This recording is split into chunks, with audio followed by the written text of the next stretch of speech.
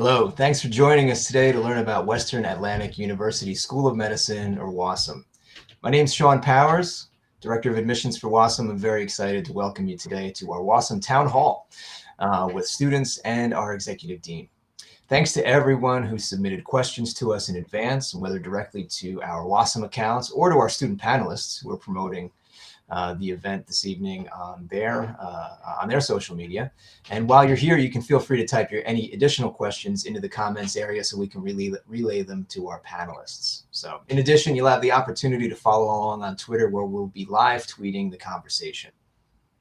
So with that said, thanks again for joining us. And I'm thrilled to introduce our guest panelists today. First up is WAUSM's founder, someone who in his more than 30 years experience in higher education has been known for building strong teams which produce exceptional results for students. Welcome Peter Getz, founder of WAUSM. Thank you. Glad to be here, Sean. And good to see you. Also joining us today is our founding Executive Dean, Chief Academic Officer, someone whose reputation precedes her in academic circles with more than 25 years experience in U.S. and international medical education. She's recognized as one of the foremost experts in both accreditation standards and curriculum oversight in North America. Welcome our Executive Dean and Chief Academic Officer, Dr. Paula Wales. Thank you, Sean. It's great to be here this evening. Great to see you. You too. Next, pleased to welcome our founding campus dean, who also holds the title of Professor of Foundational Sciences, who in her more than 15 years experience teaching medical students has received numerous awards recognizing her ability as a teacher. Welcome, founding campus dean, Dr. Laura Welke. Good evening, Sean. Thanks so much. Hi from Freeport. Great to see you there. And last but certainly not least, I'd like to welcome three members of the WAUSM charter class who are taking time out of their busy schedule to join us this evening and answer your questions directly. Please welcome Toby Adun, Kimberly Sigdeo, and Michael Weinstein. Thank you, Sean. Great to see you guys. Yay! Yeah, they're the best. You said last but not least, it should be first and foremost. First and foremost, yeah. I wanted to save the best for last, essentially, Peter, is what I wanted to do. I didn't say that. I said first and foremost. And so we could transition right into our questions for our panelists. We're really fortunate to have received quite a number of questions which came in, covering a lot of ground. We have a number of general ones about your experience. We have questions on academic support, academic structure, living in Freeport, housing, the campus. So we're going to cover a lot of ground during the course of the event. So thanks again to everyone for joining us. And again, as you have questions, feel free to type them into the comments area. First question, and I think it's a great one to start with. It was submitted by Jade. So thank you, Jade, for submitting your question. The question, and we can start with Michael potentially, and then go through Kim and Toby as well for your thoughts on why you chose WAUSM. What a great place to start. Yeah, so the reason I chose WAUSM was kind of like a lot of factors, to be completely honest with you. First factor is just the location. The fact that this was, a medical school that, was international, but it doesn't really feel like it's international. It just, because you're so close to the United States. For me, that was just a really big thing. It's just having the peace of mind, just knowing that, if something happens at home and I need to get back to my family at home, it's just, it's not that far of a flight to take. I'm from Arizona. So even though I'm kind of like on the other side of the US, it still feels like I'm not as far. The other reason I decided to choose WAUSM was because I really wanted to step outside of my comfort zone. I've always gone to through my undergrad, being from Arizona, I was raised in Arizona. I went to undergrad in Arizona, and I've never really branched out that much. So I thought that this was just a really great opportunity for myself to really just kind of, step out of that comfort zone for me, experience something new. And then another reason was just, specifically for me, just being a part of the charter class, being a part of a brand new medical school. I think that that's such a once in a lifetime opportunity. I think that it would be something that, it's something that I just couldn't say no to. It's nice having, the faculty, the resources I looked up, doing my research on the school. I just felt like this was just the best fit for myself. Thank you, Michael. Kim. Hi. So for me, WASM just felt right. I received a random email one day saying, "Oh, hey, there's a new med school in Freeport." I called it and I spoke to Kelly. I spent about 44 minutes on the phone with Kelly. I chose WASM because it was super close to home. I am from South Florida. Um, and then I initially applied for September. I moved to May. And then after interviewing with Sean, I was just like, nope, I want to be a part of the charter class. This is a once in a lifetime opportunity. And that's what solidified my decision to continue my medical education at WASM. Applied for September, and in the conversation when we interviewed, you got excited, so you moved forward to the May term, and then you continued. The more excited you got, the earlier you decided to enroll, and then you became a member of the January charter class. So yeah, I told you to give me about 3 days for a response, and I emailed you that same night, and I was like, nope, I want to be in the charter class. And we're very, very fortunate that you did. We're very excited. Thanks, Kim. Toby, why WASM? So I chose WASM because I felt like WASM chose me first. Even through the way they pursued me with the emails, the first email I didn't even see it, and the second email I'm like, let me just apply. And like even the first interaction with the faculty, they're just so supportive. The interview process was like the best interview I've ever had in my life because they actually saw me as an individual. Leah is the one who interviewed me from the faculty. She read my personal statement. She related to it. She asked me specific questions about it. And she saw my passion through the screen. And like ever since that moment, my life just changed for the better. And just a little like note, each like break we have is a member of my family's birthday. So like April 23rd is our first break. That's my sister's birthday. So little details like that. I just feel like the school is just made for me. And just WASM is home. That's why I chose WASM. Thank you.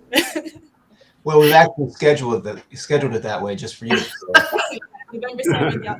we don't want you missing out on those important dates. So, Hey, Sean, can I say one more thing about Go ahead, what Michael. Toby said?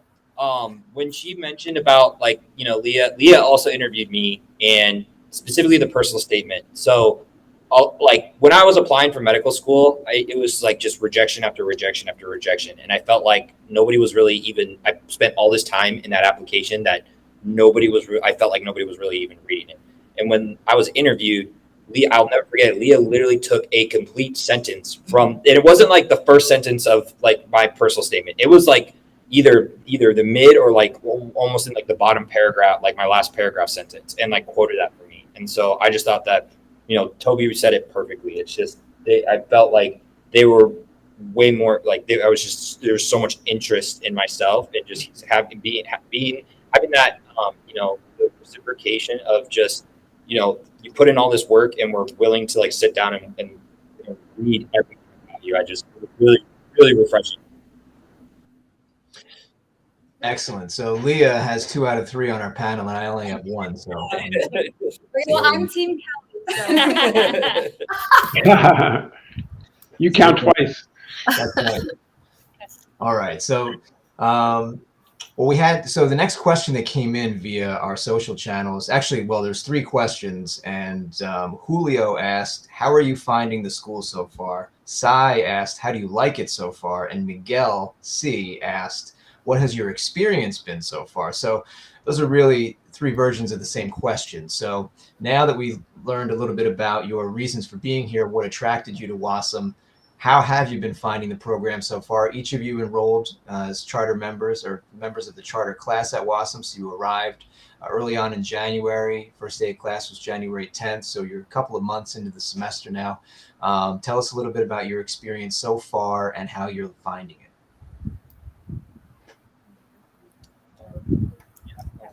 You can go in any direction. That's obviously a very broad question, so you can take it in any direction you can drill down.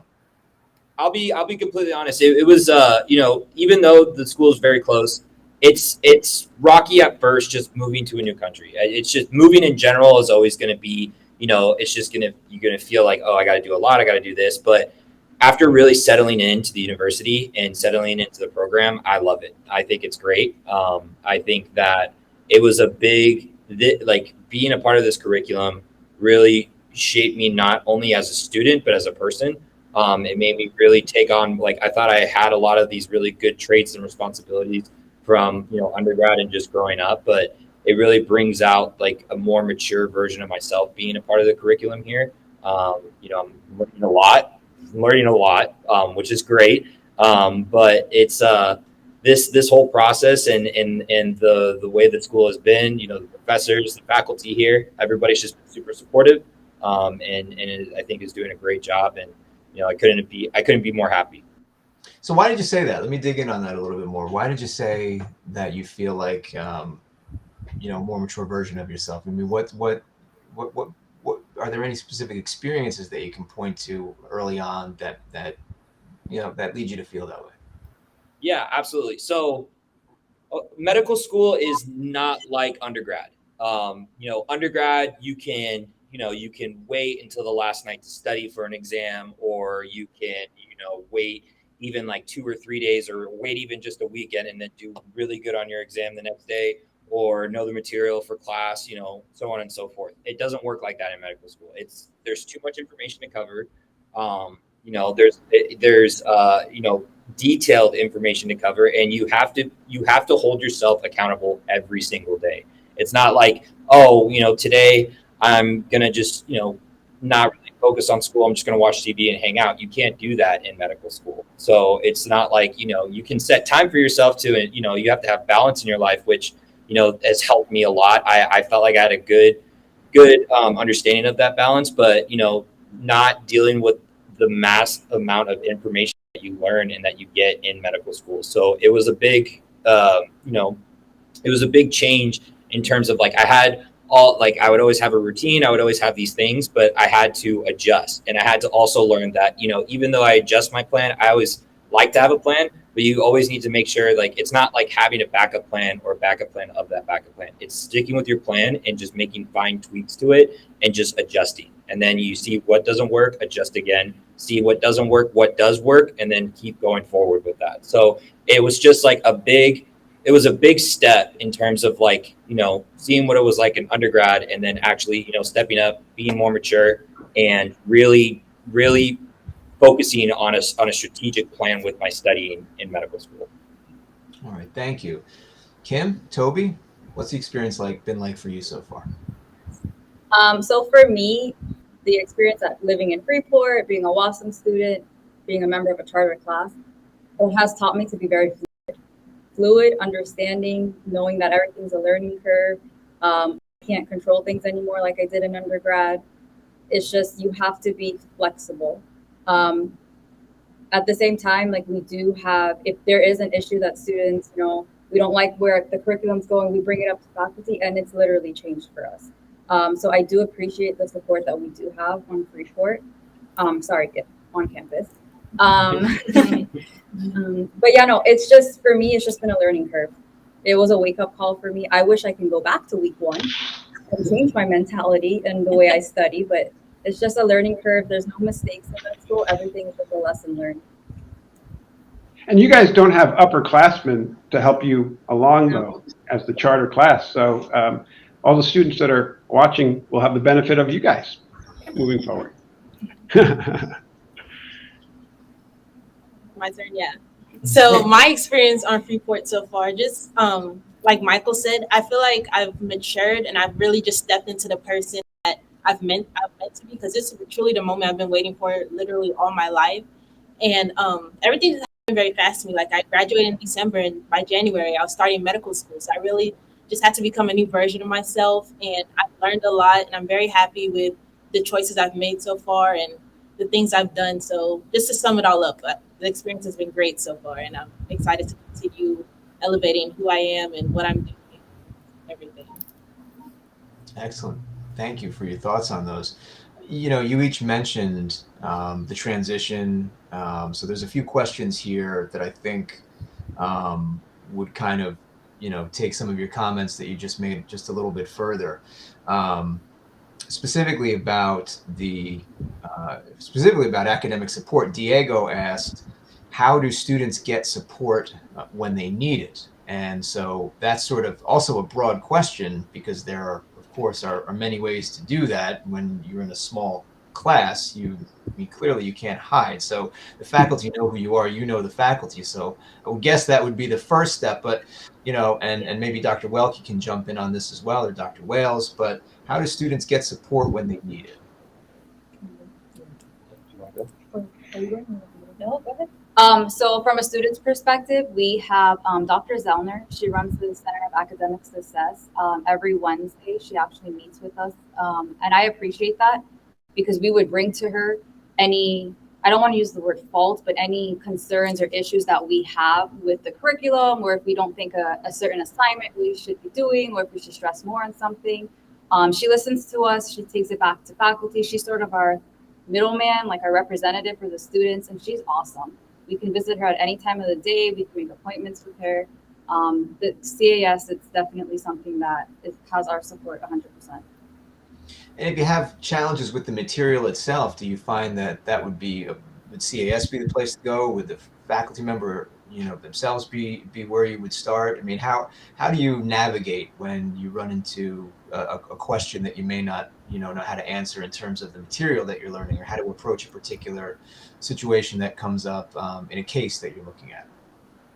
Aside from office hours that each professor have, they also have an open door policy if you just want to knock on the door. We do have a once a week flex tutorial, which us students, we can come to class. It's not mandatory, but the professors come as well. Any questions we have for the previous weeks or the current week, we can bring it to their attention, and that's also a dedicated time for us to get material explained.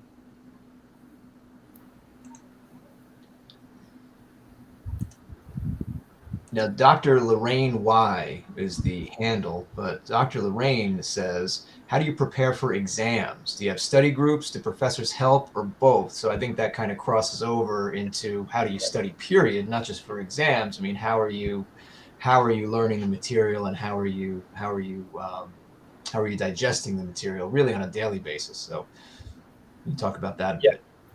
Yeah, I can kind of go into that because I've kind of done almost everything that you said, Sean, in a sense, just kind of, here and there. But kind of building off of what Kim was talking about with Dr. Zellner and Cass. So my thing, I like to have a type of plan when it comes to studying. So my first thing that I did was immediately set up an appointment with Dr. Zellner. I sat down with her. I said, listen, I'm medical school. What advice can you give to me to set up? Because I thought I was setting up a plan to study, and I was like, this isn't working. I can't do my same study plan that I've done in undergrad because it's just too much information. So, Dr. Zellner sat me down. She gave me great recommendations. We even had some of our classes. We discussed. We would be given a certain topic that we were kind of discussing about in class, and then we would present different types of study tools to our other classmates in case somebody didn't know. As well as our librarian, she and all the resources we have. So in terms of what we've been sorry, I was scaring myself. In terms of what I've been doing studying is that meet with Dr. Zellner at CAS, get a plan, figure out where is the material and what material I can use, which is a lot. We have access to a bunch of information online. And then personally, what I've done is there's this program called Anki. It's kind of like these digital flashcards, but what I've done is there's an automated deck. It has a bunch of other resources on there, and then I basically kind of just pick through all those resources and all those flashcards and kind of organize it in a way that matches up to what we're learning in our curriculum right now. And then use what we've in each of our classes, we're given learning objectives. So it's kind of like a brief overview of just listen, you need to know A, B, C, and D. Look at that, make my flashcards, then go back to those questions, see if I can answer those questions after doing a little bit of studying. And then when it gets close to around exam time, because I listen, podcasts help a lot too. There's a lot of medical school type podcasts that we talked about during one of our CAS sessions in class with Dr. Zellner. And so I was able to get a lot of good feedback from that in terms of just hearing what other people, did studying in medical school. I even reached out to some of my friends that were already in medical school. One of my friends who is starting her third year doing her clinical rotations. And she gave me a lot of advice too. So I just kind of utilized all my resources that I had on campus, off campus. And then come exam time, what I would do is once I've kind of reviewed all of my material, I'd be writing stuff down, writing down pathways, just doing whatever I can. Cause when you're learning, learning can be any type of form. It can be watching videos, going through flashcards, writing it down, whatever you're doing, whatever step you do. Or if you do all of that stuff, it's going to help you learn. And then what I personally like to do is I like to be able to compare with other students, like my other classmates, just to see, having two minds are better than one. And so just being able to go off of each other and be like, oh, you learned about this. I think I might have forgot that in my study. So group studies are great in a sense where it should be not necessarily like, studying with a group. It can be kind of hard because you can get sidetracked. You can start talking about stuff, talking about family stuff. And then before you know it, a couple hours go by. So I think group studies are really good. Instead of a group study, it would be like a group review. So what I personally did for our first exam is I just opened up my house. I personally love being around other people. I said, listen, like I got a TV, I have like an Apple TV. I can throw up my flashcards, throw up some practice questions on the TV, and let's see if we can go through them together like a review session. So I think that really helped out a lot, especially like, even when we would say know the same amount of information, somebody might know an additional fact on that specific topic that I may have like either just forgot or didn't remember. And then come exam time, I use those experiences to be like, oh, I remember so-and-so literally just saying this, and there's the answer right there. So, it's kind of utilizing all of it in a sense where it's not, some people just like to focus on one thing versus kind of doing different types of stuff. I'm the type of person where it's like, I got to listen to it, I got to hear it, I got to write it, and then let's discuss. So that's kind of like what I've been doing in terms of preparing for exams and like just throughout my time here at WAUSM. May I also add one thing, Sean? Of course. So we recently found out this week that we're each getting a mentor, which is a faculty. So we're awaiting to find out who we have. So it's like Christmas Eve, should we want to open the present yet? So I'm excited to know who I have. And then that's also something that we're going to have someone who focuses only on that one student. That's also exciting. And I just want to add something as well. Michael covered most of it, but one of my favorites about the school is we have access to numerous resources. And I'm the type of person where I felt like I had to touch each resource, which can get overwhelming. So it's actually been part of like my routine to find out what's gives me high yield like information and kind of figuring out what out of all the resources we have, what resources work for me. Because my study methods may not be the same as their study methods, and that's okay. So that's been part of it as well. No, that's a great point. No, that's excellent. So the next question is kind of along the same lines, and then we'll sort of shift gears, but all these questions sort of fall under the same, heading. Question is about the structure of the curriculum. I think you kind of talked about this, but just, I guess, really briefly, I guess we'll just go over it again. Matthew asked, do we have weekly tests or quizzes after learning content for the week? Or is it more like a final exam after a specific block of material? So anybody, I guess, our students or our administration can jump in on this one, just as far as the structure goes. To lay that out briefly. Yeah, so we have what's called formative assessments. There's a couple different type of assessments. So you have summative assessments, which you probably know of as a graded examination or assessment. But we also have formative assessments, which students can take. We have those weekly. So they open on Fridays, and the formative assessment contains material from that week. So how many questions on the formative assessments? Probably 5 to 10 or so. And so it's really a check your knowledge type of thing, so that students can see that they're on track and that, or they can, as Michael said earlier, like identify knowledge gaps, and they may have to go and review. But they aren't graded per se, but you get a participation point for completing those formative quizzes. So within semester one, I think we have like 11 formative assessments. And then we have another 4 what we call summative examinations. So I'd love to hear from you how you feel those formative assessments are going. So we do have a flipped classroom sort of thing. So before we go into lecture, there's something called pre-quiz. It's not necessarily for a grade, but it's just to see how much material you know on that topic. But the weekly quizzes does help me because we have 2 attempts at it actually. So on Friday night, we would open it. We have until midnight to take it. And you take it, it's timed just like an NBME exam. And it literally will tell you your score afterwards, not what you got wrong, but at least you can see what you need to study to retake the test for an actual grade. Excellent. Sean, I'd like to add one last. Oh, sorry, Michael, did you want to say something? No, you can go. That's fine. Yeah. Michael doesn't want to say anything. He's very good. I just wanted to give you an opportunity. Right. Good one, Laura. So one of the things I wanted to say about the summative exams, the formative are fantastic in that they help students congeal the information so they learn it. But the summative exams they take are questions that are written by the National Board of Medical Examiners, the NBME. And that group, the NBME, is the group that writes the questions for step 1. So while I don't know if the students actually would know to say it this way, but before they sit for step 1, they will have taken 15 to 20 NBME tests, right? With questions written by the people who write step 1.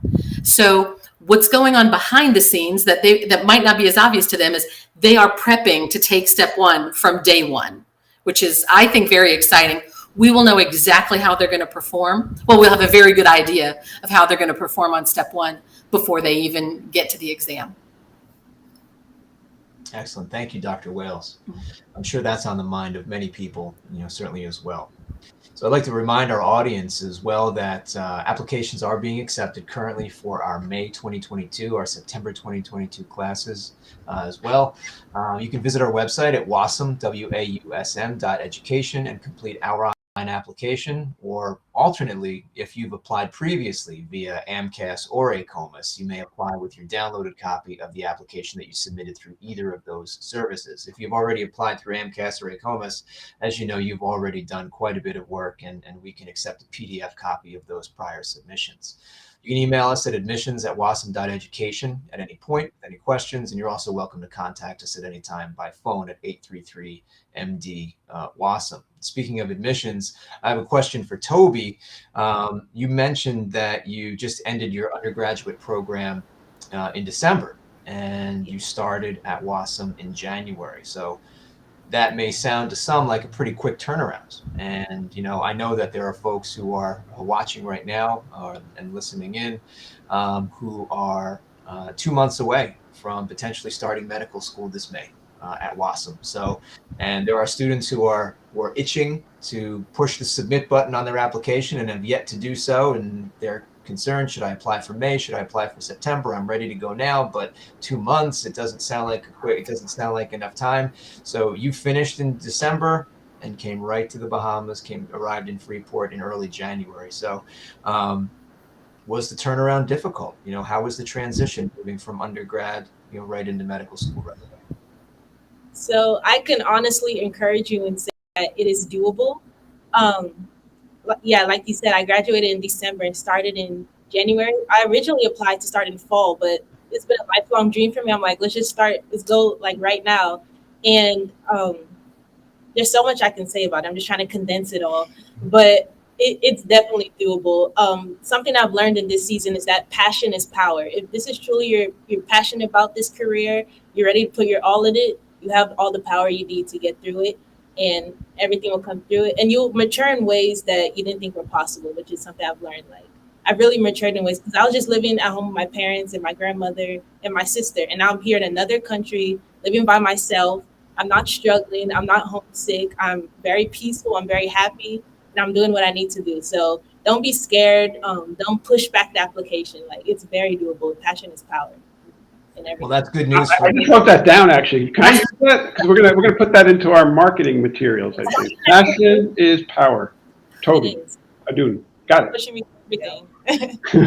Now, because you're another one like Kim who has moved up her date of enrollment to January, well, that creates another opening in our fall class. So for a student who now has an opportunity to apply and start with us this September, you've now vacated the opportunity. So our folks in our audience are thanking you right now. So You're welcome. Excellent. So shifting gears a little bit, we have a number of questions about life in Freeport, about housing, about being there on campus, being in the Bahamas. So Sai asked specifically, how's the housing? So another sort of open-ended question, and we could take it, I mean, that's certainly a wide open question. You can go in many directions. Steve specifically asked, how are they furnished? And again, Dr. Lorraine Y asked, how many bathrooms? So we can go in a few different directions here about the structure and layout, and also the proximity to the campus. There was a question from Happiest Days about the location relevant to campus. Can you? Maybe you can just go down and read all the handles. That's as much fun as answering the questions, I think. We've got a few good ones. We've got a few creative folks among our prospective students. So all apartments come fully furnished, or you can be like me and just bring your own things, because I did a pallet. But they literally furnish everything down to toilet paper to last you for a month of grocery shopping. Transportation to the campus, like location wise, it's about all apartments are 8 minutes away. Everything in Freeport is 8 minutes away, by the way. Literally. Yeah, pretty There's much. no more than 8 minutes. What else? Apartments we do have our own bathrooms, by the way, because we all live separately. Yes. We don't live together. Oh, so it is a choice. Sorry. You can have a roommate if you wanted, or you can live by yourself. But personally, the three of us, we live in 3 separate areas. Well, Toby and I live in the same complex. Yes. Mike lives on the other side.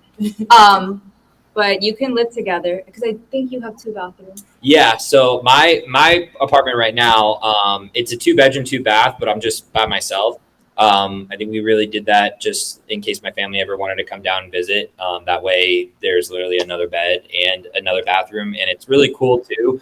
At least for my apartment complex, it's really cool in terms of like they're completely separate. So I know some apartment complexes here, it's kind of like similar to the US where you'll have like, the master bedroom and then a bathroom inside the bedroom. And then the second bedroom's bathroom is kind of like, the living room bathroom or like the guest bathroom. But with mine, I really like because it's like, it literally has a door that separates one side of the house from the other. And so it's like, I have my bedroom, my bathroom, and then the door, and then the second bedroom, second bathroom. I mean, I don't use both bathrooms, but I mean, You could. it's really nice. Like Kim was saying, being fully furnished, which was really nice. Like TVs, they even had, I know like one of the questions I was asking my real estate agent when looking at places is that just to see like if there were like cooking, like cooking stuff to use, your utensils, pots and pans, like if I needed to like buy any or bring some over, they already had it for me.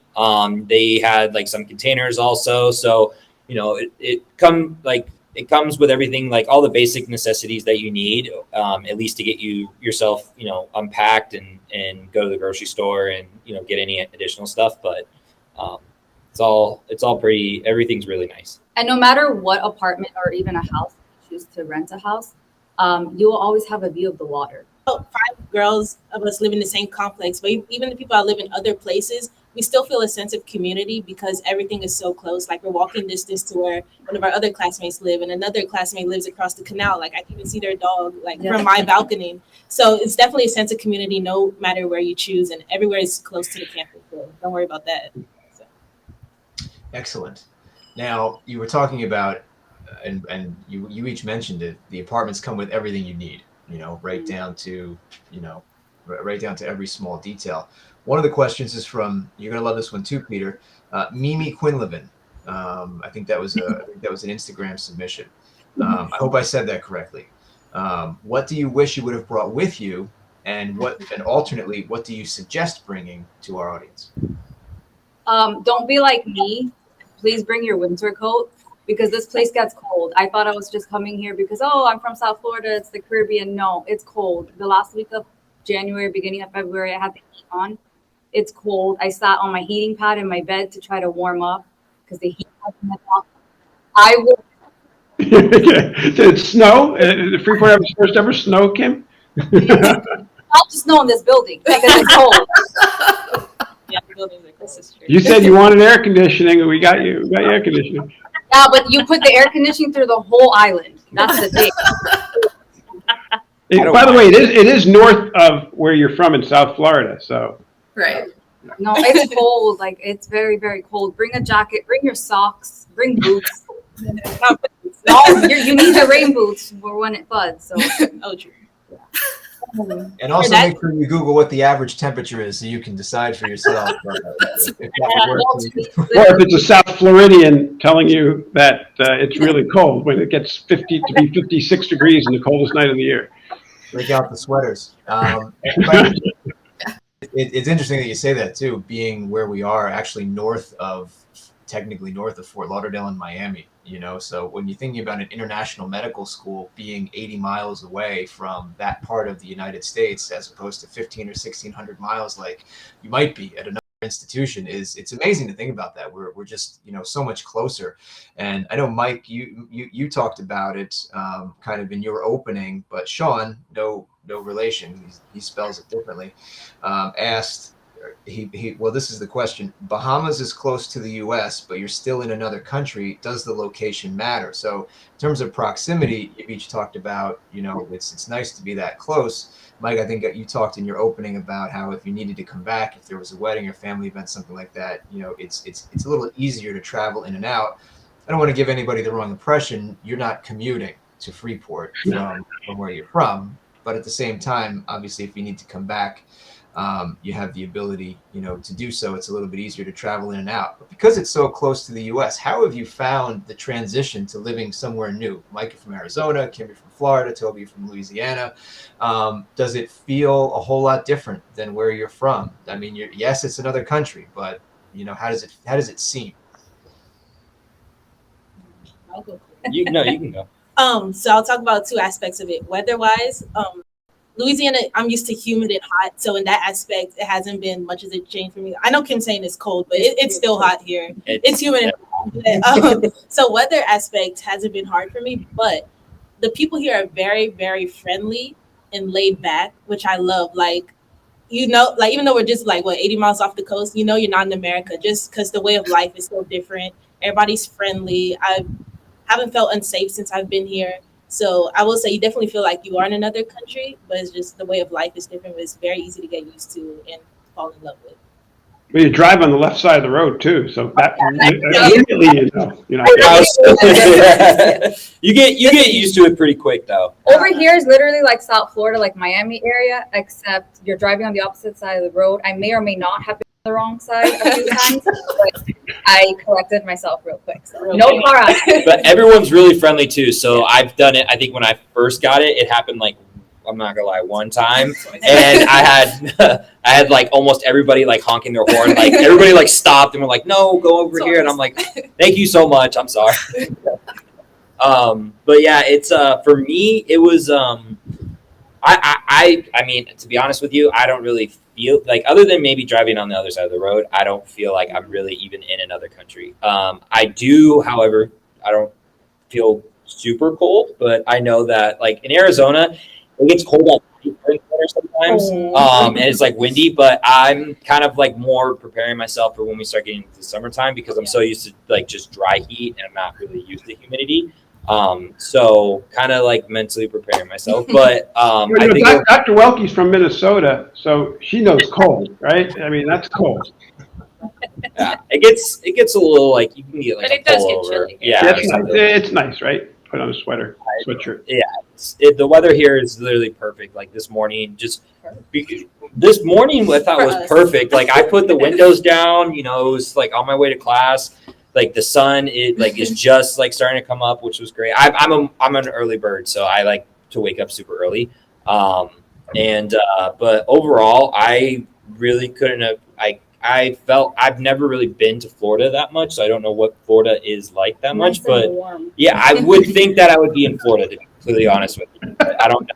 Some people would be like, no, that's not right. In my defense, I live on the water, so that makes it like 20 degrees colder just by being in the water. So it's cold. Trust me. And I'd like to comment that I think, and just segueing a little bit, that you've been able to find a lot of food options and things that you like. Yes. Because I came in here tonight Oh, yeah. And there was pizza, and Steak.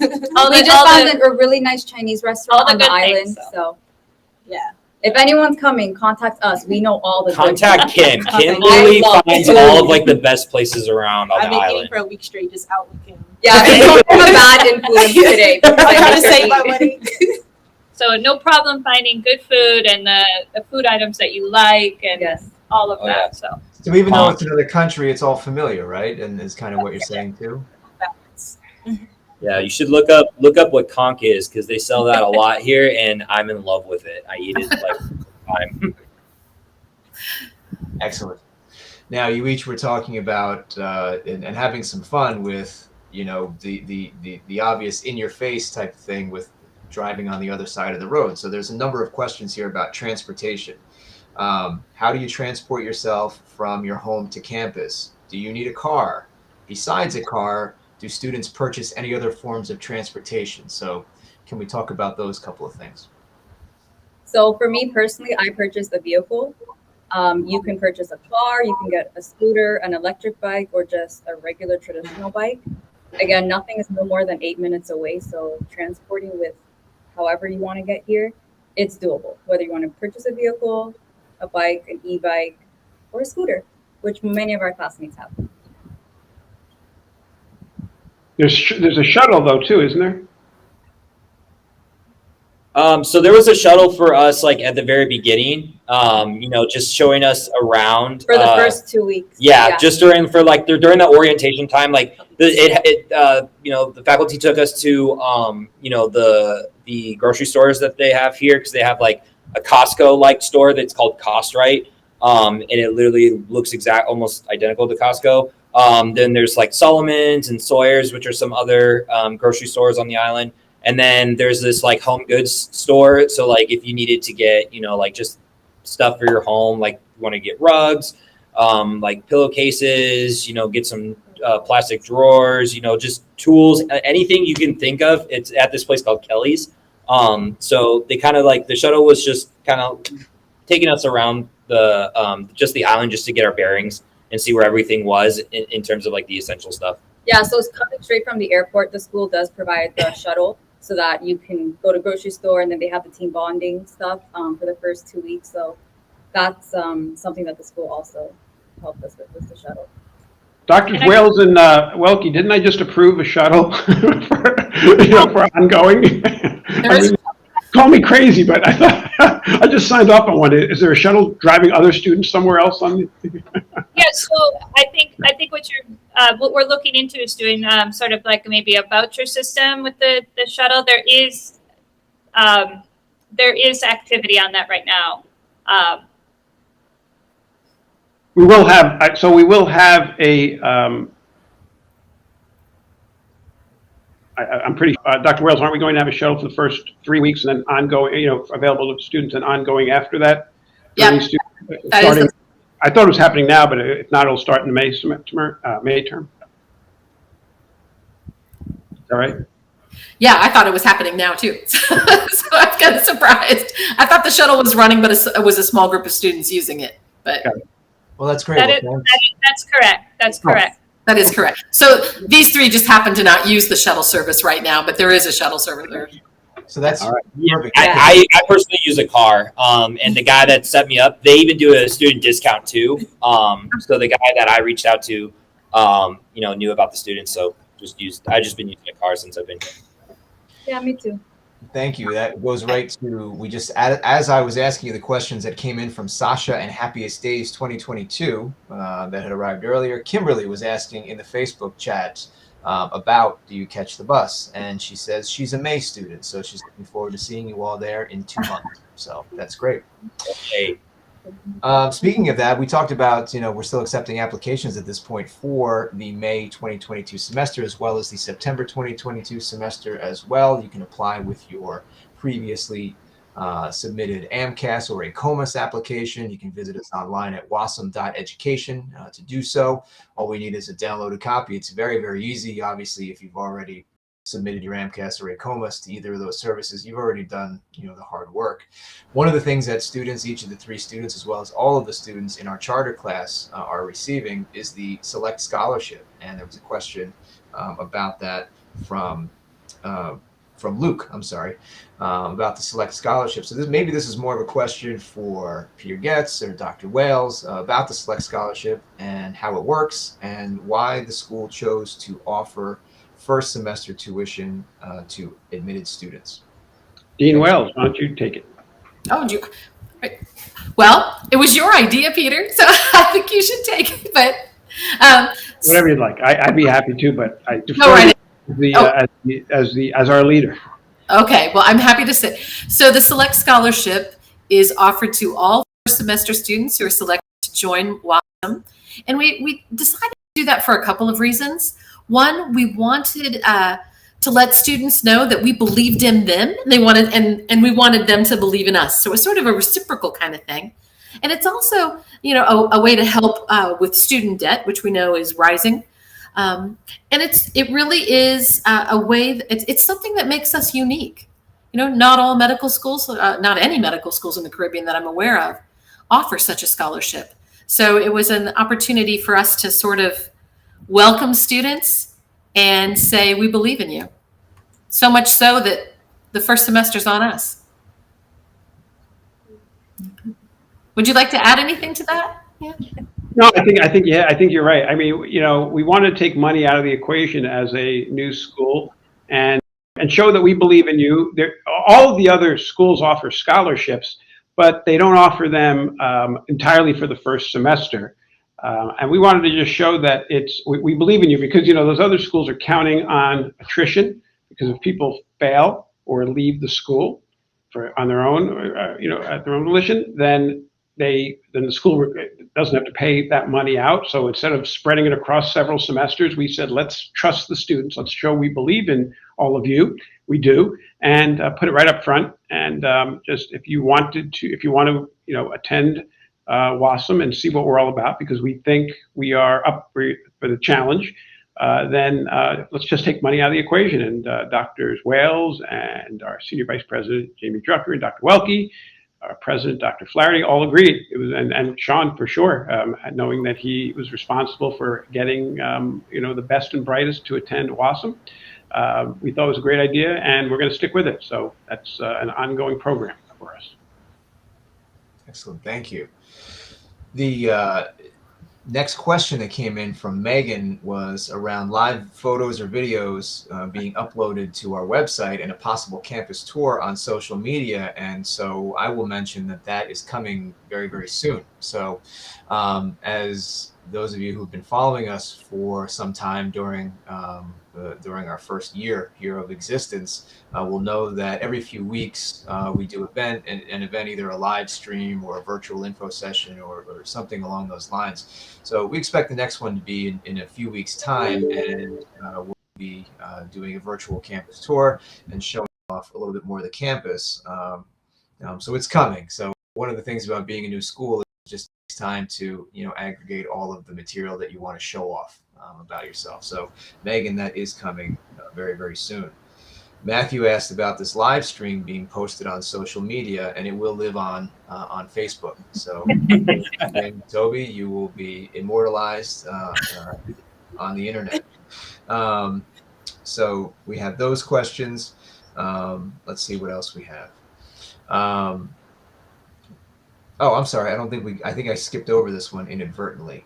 Michael, I think you were talking about this earlier, but Brianna asked specifically about living in Freeport. Does your phone have service there, and how reliable are local phone plans for those who have them? Yeah, I'm not saying, Michael, you have to answer this, but anybody can jump in. I think you may have addressed this a little bit earlier, though. No, I don't. You're good. Yeah, I can. I'm a big tech guy, so like that was the first thing that I was like kind of wondering about when I committed here.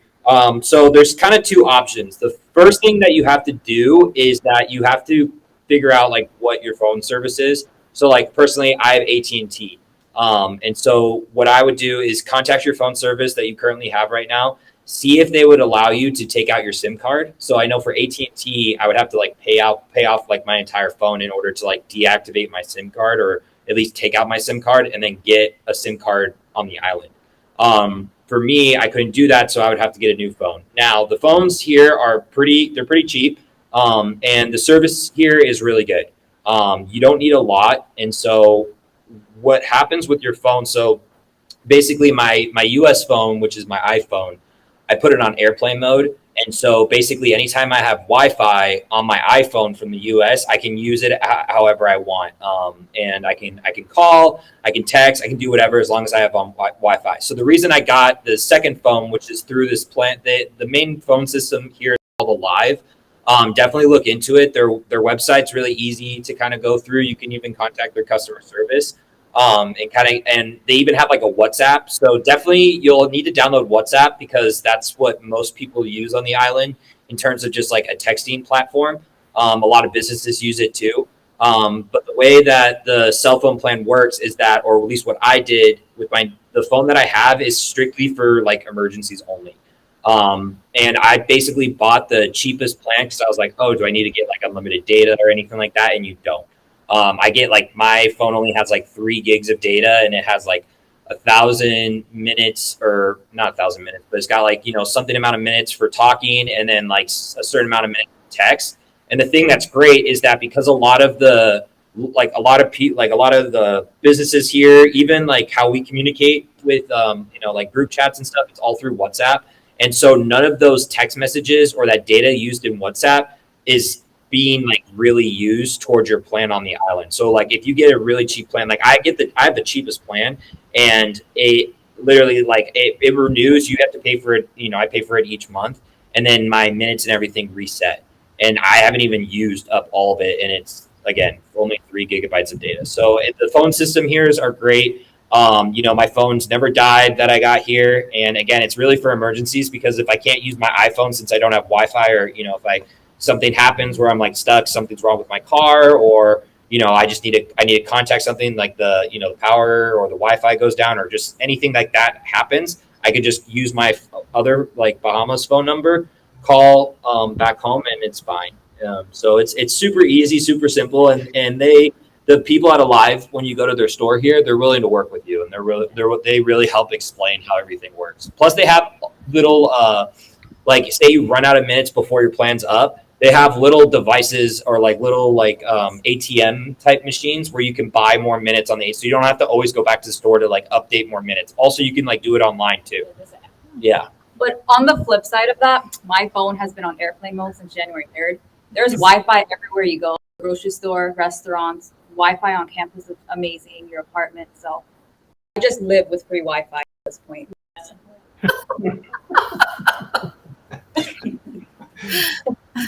Excellent. All right, let's see. Just kind of going back through, I might have missed 1 or 2 of these. Okay, so we're going to go back a little bit. We were talking a little bit earlier about the academic structure, and I missed this one. It's really more, this may actually be more for Dr. Wales and or Dr. Welke, just about it's really about, I'm sort of paraphrasing here, it's a long one, but it's about the delivery of the curriculum. The student is asking about, is it daily lectures? Do we have to attend class? So can you talk a little bit about the kind of the active learning and the dynamic aspect of the curriculum, and how we are delivering the material in a much more active way, as opposed to a passive way that students are finding in other programs that they may be considering? Super. Dr. Welke, would you like to take that? Yeah, sure.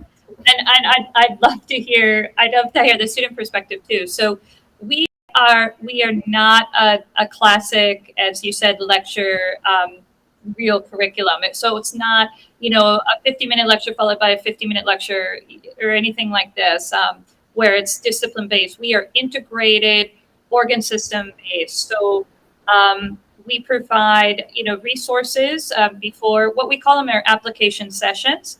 So we use a learning management platform called Canvas. So you'd go into your Canvas for your week, you'd see the items that you'd want to study to prepare for an application session for the next day. And so everything is loaded there. And as the student said, there's different pre-quizzes and post-quizzes and formative assessments. But we try and be thoughtful and work in groups and be very hands-on and active, both through our 2 courses, which is Foundations of Medicine and Patient-Centered Care. So I'm just going to stop there, unless Dr. Wales, you wanted to add anything, but I'd love for the students to comment also. But Dr. Wales, did you want to add anything? No, go right ahead with the students. That's the most important. So my advice, whether it's WAUSM or another med school, if someone says something's not mandatory, it is mandatory. If you go to the restroom and you step out for 3 minutes, you just missed 32 chapters worth of material. I'm not just use the restroom before class and show up 30 minutes before class, by the way, not right on time. If you're on time, Because if you're on time, you're late. Yeah. Exactly.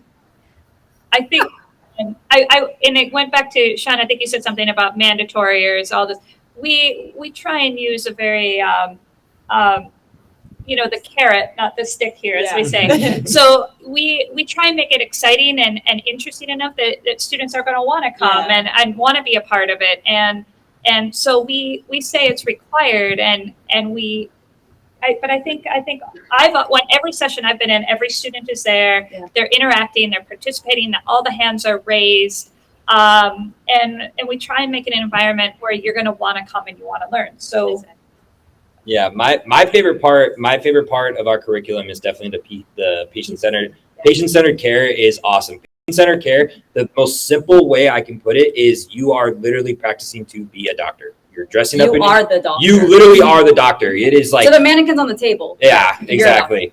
And we get simulated patients too. Yeah. So we get like live, actual like simulated patients. Like we don't even know. We walk in, scrubs on. We got our white coat, got stethoscope, had a good breakfast. Literally look at myself in the mirror and be like, "You got this." So it's like those are one of my favorite days to really wake up because I get to literally dress. I get to walk and talk the part of just being a doctor. I get to now, like, instead of just like study, review, study, all this stuff, it's like, now it's like, okay, I learned all this stuff. Let me put it together. And I know like a couple of weeks ago, we were doing our a thorax exam and like actually being able to knowing like when I go to like my primary and knowing like what they're actually doing to me and doing that to some like a live person, I thought was like, oh my gosh, I will never forget. Like when I actually got to like put my stethoscope in the specific place that I learned that you needed to put it in to hear that specific part of the heart. And I heard it. I was like, oh my gosh, this is getting real. Like this is like happening. It is really, really cool. Just I'm such a hands-on person. So incorporating that with like the flipped classroom helps a lot. And you're what, 7.5 weeks into medical school and this is the experience. Yeah. I will say what sets us apart from other medical schools is there's lots of opportunity to learn discipline and self-study and use what you learn with your self-studying and apply that with other people. And I really enjoy that aspect of our curriculum. So I just wanted to add that. Well, Michael, were you saying that I think you said we have simulators and simulated patients. You meant simulators and standardized patients, right? Yeah. Okay. Which means live people, right? Yeah, like an actual breathing person. Although, as a little sneak peek, we have really cool mannequins or Harvey models. Because I went to use the restroom the other day and I was in the building alone, but someone was coughing and sneezing. And when I looked into the sim lab, it was a mannequin on the bed. So that's cool. Those human patient simulators are amazing, aren't they? The pupils dilate, they react to light, they breathe. And they cough and sneeze. And apparently you weren't alone though in the building, Kim. It's a little scary. One guy was like coding when I was going to the bathroom back there, and I was like, "What's going on?" No wonder you guys don't want to use the bathrooms. I mean, Exactly. You miss a lot of things, including people, simulators coding. I think one really important thing that everyone has said, but hasn't quite said it in this way, and that is we intentionally teach students how to think like doctors and how to be doctors, right? Historically in medical school, sadly, we have sort of done the gorge and purge model where we force students to memorize things and then they purge it on the exam and they forget about it. It's much harder to learn how to learn, right? It's like planting little hooks in your brain and then hanging bits of information on those tendrils That's what people used to do. Like they'd study biochemistry and they'd study microbiology, and occasionally those tendrils would intersect and people would have an aha moment, right? We don't want to do that. We teach in an integrated way, so a tapestry is built all along, so that when things change, and they will in medicine, right?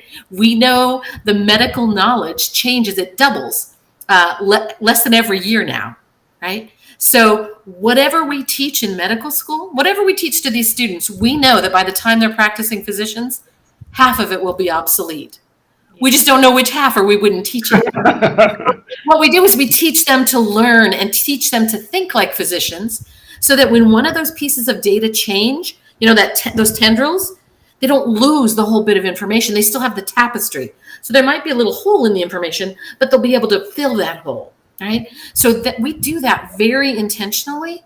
And I'm so glad to hear the students say that in their words. You just heard them describe it, which I'm so glad I got to go last, because now my heart is just kind of beating really strong. Thank you. That's fantastic. I do want to add, though, all of our professors, don't get me wrong, they want us to think like doctors, but Dr. Selfridge, she is the most patient professor. She wants us to literally think like a doctor. When we have classes with her, like in her Canvas and the About Me or for the class for that day, it would say, be ready to think like a doctor. Yeah. She treats us like physicians already. So I appreciate her. And everyone, but Dr. Selfridge. And again, that's 7.5 weeks into your medical school education, and you already feel it. So that's wonderful. Just a few others that came in that I want to get to before we start to wrap up. Now, Dr. Wells, I think this may actually be more for you. We had 2 questions around accreditation, so I'll just sort of converge them for you. What is the timeline, and how long does it take to become fully accredited, and sort of where we are in the process? Okay, super. So accreditation is temporal, so it's based in time. And that's it. It's whether you're in the United States being accredited by the LCME, or whether you're WAUSM being accredited by CAMHP. It is temporal. So there are 3 specific stages, right? The very first stage for U.S. medical schools is called preliminary accreditation. And preliminary accreditation is what you get to start your first class. Then at the end of the second year, you get provisional. And after that first class graduates, you get full accreditation, right? So 3 spaces. Same with CAMHP. You have to get candidacy status before you can start your first class, which we do have candidacy status, which is why we started our first class. The next step is provisional, and finally full accreditation. Now, the important thing is wherever you are in the accreditation cycle, the students will be able to sit for step 1 and step 2, those exams. So our students can sit for those exams. So some people get confused and they think you have to have full accreditation to be accredited. You have to have no one can be fully accredited no school can be fully accredited until the first class graduates, but they are still considered accredited for purpose of sitting for exams and those sorts of things. So No, I think I'm not sure if that helped. no, it definitely did, because I think and I'm saying this from the questions that we receive on a daily basis from students. I think it's just hard when you're not part of that, or if you don't have a PhD in education, that to understand how accreditation works, and the fact that it's not like we'll be applying 4 years from now to become accredited. And I think it's just natural for people who don't know to expect that to happen, that a few years from now, we hope to get the accreditation. So I think the way you clarified it is important. I mean, clearly it's an ongoing dialogue between the university and the accrediting body. And so they know exactly what's going on here all along, to make sure that we can continue to train students to take the licensing exams, to finish out their clinical program, graduate, and move on and apply for residency. So thank you for that. The other question, and I'm just checking to see what we have, so I think this is a good way to start to wrap up our conversation with our students this evening. Again, thanks to everyone who has been sending questions in before today, during the session this evening. This one came from Johnny G on Instagram, and if you could go back to, and this is actually similar to another question that we had from, oh, I've lost the name, but I'm going to paraphrase it to make sure that I get it. If you could go back in time to 1 year ago, what would you tell yourself, or what advice do you have for students, for prospective students? Basically, what advice would you give to yourself a year ago? What advice do you have for prospective students in our audience who are, maybe they've applied, maybe they haven't, you know, maybe they're thinking about, should I hit that submit button? Should I apply? Should I apply for May? Should I apply for September? So, Toby, go ahead. I'm very excited to answer this because I'm not even lying to you. This is a question I asked myself yesterday because I'm a very sentimental person. I was going through my camera roll on my phone and I was looking at myself March 2021. I was in a completely different space, not even physically, but mentally. I was starting to feel very discouraged because, like I said, being a physician has been my lifelong dream. And I was at my lowest when I felt maybe this dream is slipping away because I was preparing to take my MCAT. I was studying, and just all those things you get overwhelmed with your internal thoughts. So mentally, I was just feeling very discouraged. Like, wow, what if this thing that I've bet my whole life on might not come to me? I was in my home, the home I know and love, the city I grew up in. Like living in the Bahamas a year, like where I was a year ago, not even like on my radar. So a year ago, I like to say I was the saddest I've ever been, but currently I'm the happiest I've ever been in my life. So I'm just in a completely different space. I'm the happiest, I'm encouraged, I'm ready to study. So I know what Dr. Wales is thinking right now. She just wants to give you a hug, but No, I'm like, oh. even I want to give you a hug. And, you know. No, there we go. Thank you, Dr. Wales. That was really nice. That was really great. That makes me feel good as the founder. Really good. Yeah. Kim, Michael? Well, I'm not as touchy. Because a year ago, I'm an EMT by training. I was swabbing at COVID testing sites. So I don't want to go back to that. But this is for anyone who, I said this during my first live stream. I don't know if Sean remembers. If you still have an outstanding application, just submit it. Don't wait, just do it. If you're thinking of applying for September, no, change that to May if you can. Don't delay it because you're just going to be at home if you're not in school and you're going to let 4 months pass by when you could have been continuing your medical education. And the thing about May, I don't know if, Sean, you were probably about to say this because you and I usually think a lot about the same way about this, is that you really get to set your own pace for moving through, and you'll get through the first 5 semesters in Freeport, but then you also get time to decide, you know, after you pass your comp with us and you're ready to sit for step 1, do you want a little more time to study? During your senior year, your 4th year, do you want to have a little more time to interview without having to worry about taking an elective during that time? So by starting in May, you give yourself a lot of flexibility that you wouldn't necessarily have in September.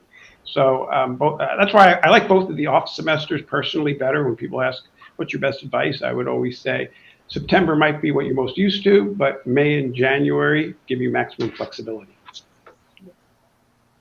That was actually one of the reasons why, because I also applied for the fall and then switched to the charter class. So that was, I think Leah told me about that, and it was like a big factor because it just made a lot of sense. Not only being a part of the charter class, but then having that extra gap where I can like go back home and then really just hone in, be in like a really comfortable place and strictly focus on that exam would help me a lot. But for a year ago. So I would tell myself, I think I would tell myself a lot, but if I had to tell myself 2 things, the first thing I would say is just keep being determined, keep staying on track.